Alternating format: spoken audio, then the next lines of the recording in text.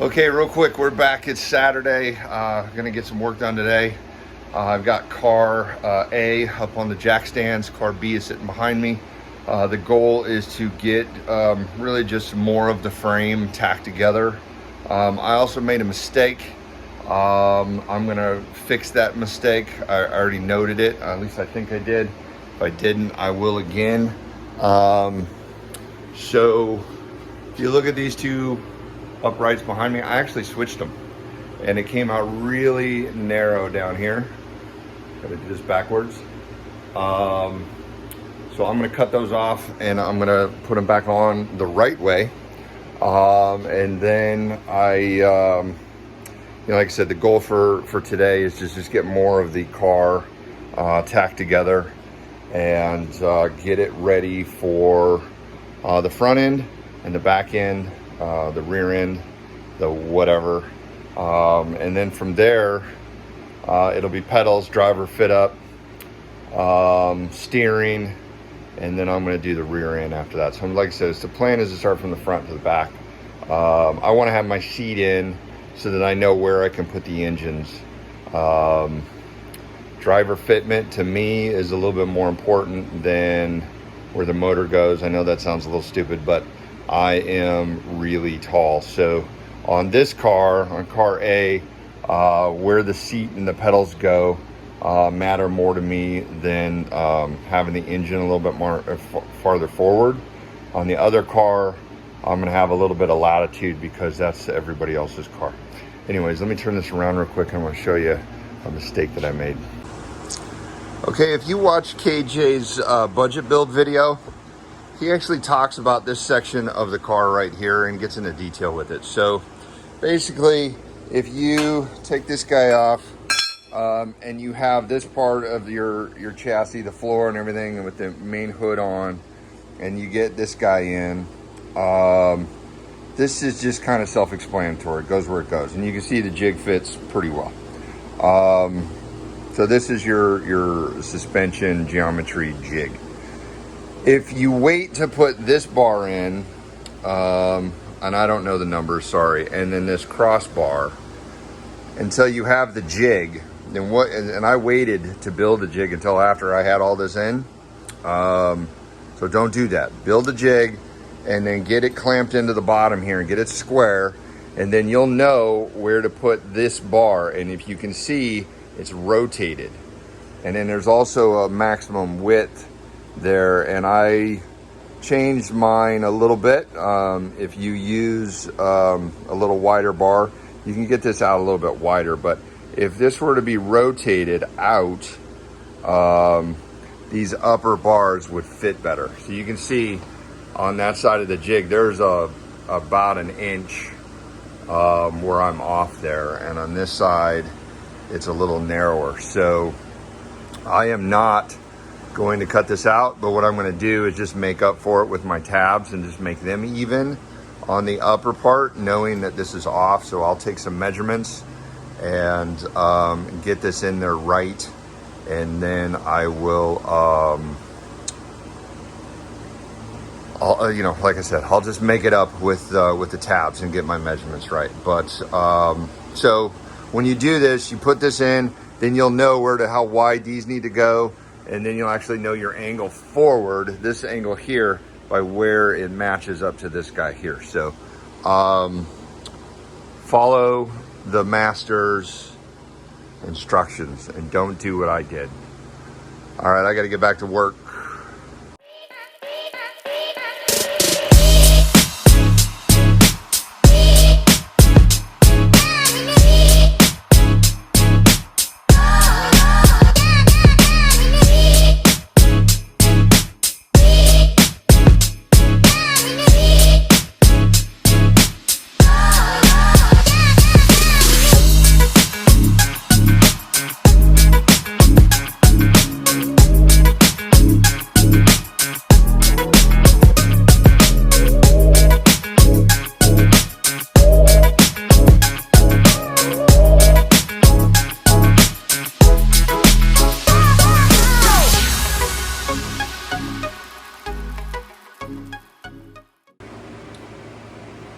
All right, quick walk around for the progress for Saturday. Got this guy in, I think it's number 40. Got these sidebars in. On the front, I've got the upper AR mounts tacked in. I don't know, it's just kind of a quick walk around. Car's coming along. For tomorrow, I think I'm gonna pull this one off the jig and pull this one up, or I'm sorry, off the jack stands and pull this one up and then get it caught up. So I've got to put those bars in and get the front AR, upper AR mounts in, and then we'll be caught up. Some of my welds today came out looking all right. Not the best, but you know, for me, I'll tolerate them. Anyways, I got to get back to work. We're on a mission for the day. Everything with paper on it gets cut, tacked to the car. I only have a few hours left. This is going to be a task. Let's get back to work.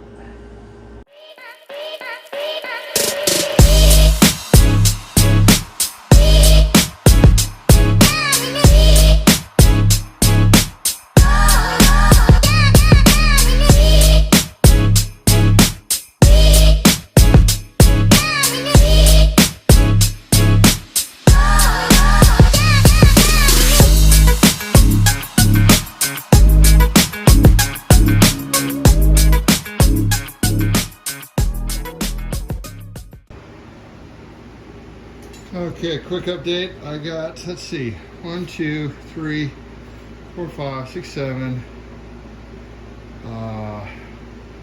8, 9, 10, I don't know, 10 bars notched and cut. 11 if you count the screw up here. I messed up these bars up here.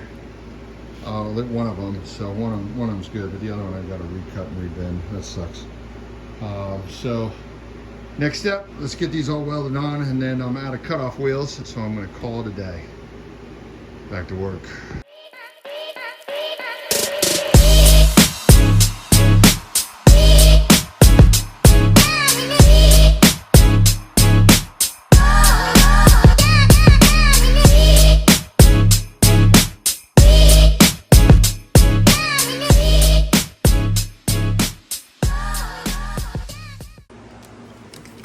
So here at the end of the day, I got a little bit done. I ran out of cutoff wheels. What a mistake. So I was just struggling with getting all of the extras, all the throwaways, and just whittling them down to nothing. And I went through every scrap that I had. So I ordered I think 52 more. They should be here by Wednesday. So today's Monday. It'll be here by, probably take tomorrow off, but maybe I'll go to the store and buy one. But anyway, I got like 9 or 10 bars notched and welded on, so that's a little bit of progress. Anyways, I promised a tip of the week, and I'm going to come right over here to this wall where I've got a whole bunch of shocks. So this set right here is what I'm going to run on car A, and as you can see, they're fully adjustable Fox. What are these? Performance series. They've got the clickers, springs, the whole nine, right? So the only thing wrong with these is I'm missing these, I don't know, bushings, I guess. And I can get those from Fox pretty cheap. This set is for another project, but I'm gonna mention these because these are 2.5. I don't know the stroke on them. I think they're 10-inch shocks, 8 or 10-inch shocks. Those suckers came off of a Can-Am. I got that whole set for about $230. I got the blue set for about $200, and that included shipping. I got those from a guy in Vegas. And then buried in a box down here, I've got another set of Fox performance shocks. They're a little bit older than the blue ones. They're a little bit longer, so they got a little bit more stroke. That's what's gonna go on my car because I'm fat and I want a little bit more travel. I want more adjustability on that car. So those are buried in here. I got those for somewhere in the neighborhood of 250 bucks. All of these shocks, they're for a set. If you're gonna go buy these new, you're gonna spend over $1,000 if you buy them new. I think they're $200, $300 each, and I don't think those come with springs. So you're going to spend a ton of money if you go buy shocks new. Don't do that. Get on your Facebook Marketplace, get on OfferUp or whatever site that you like, and just search for like Can-Am Maverick, Razor 800, Razor 900 shock takeoffs. And basically what you're going to find is a lot of guys will upgrade to Elkas, or there's some performance shocks out there that they upgrade to. They get longer travel.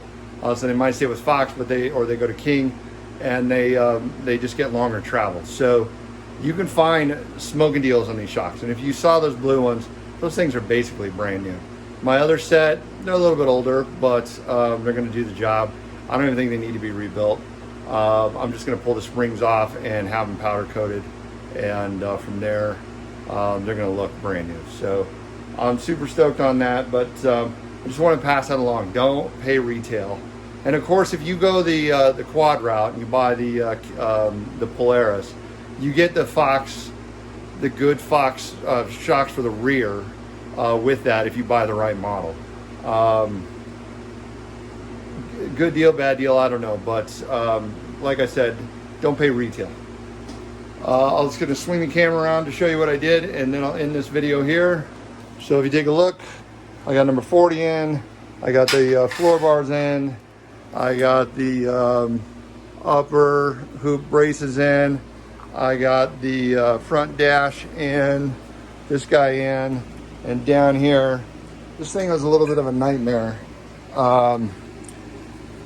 I think if the tube was cut longer this way, so you get your bend up here, if it was cut longer this way, you could rotate it up just like that, and it would fit really nicely right in there. You can see that joint, but it leaves a good 2 inches. So if you're doing that, this is number 21 and 20, I think.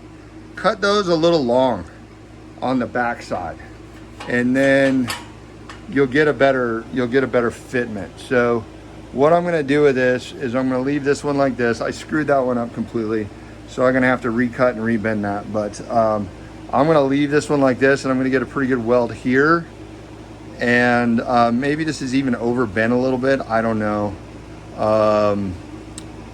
but I'm going to just basically take a hammer and bang this side down to get a good joint on this upper part. And then from here, I'm going to put a vertical that triangulates this right here, and that'll be where I mount the shock. That might be a part of the kit anyways, but so I'm not in love with this. The other car kind of came out the same. I'm going to go ahead and, like I said, redo that one. That'll be a project for next weekend. But as usual, thanks for watching this one.